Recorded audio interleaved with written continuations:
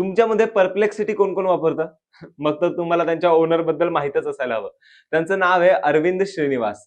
Arvind perplexity AI या नावाच्या artificial intelligence कंपनीचे सीईओ आहेत. त्यांचा जन्म तामिळनाडू राज्यातील चेन्नई येथे झाला. अरविंद यांनी आपले अभियांत्रिकी शिक्षण आय-आय-टी मद्रासमधनं इलेक्ट्रिकल इंजिनिअरिंग या शाखेतून पूर्ण केलं.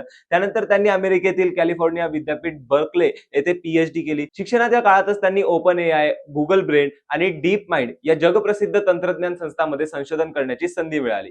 2022 साली अरविंद श्रीनिवास यांनी काही साथीदारांसोबत मिळून परप्लेक्सिटी एआय ची स्थापना केली. ही कंपनी सर्च इंजिन पेक्षा वेगळी असून ती आन्सर इंजिन म्हणून काम करते. म्हणजेच युजरने विचारलेल्या प्रश्नांचे थेट आणि विश्वासार्ह उत्तर देते. अगदी चॅट जीपीटी आणि गुगल जेमिनाय सारखं. तसेच या उत्तरामागे स्रोत देखील दाखवतात.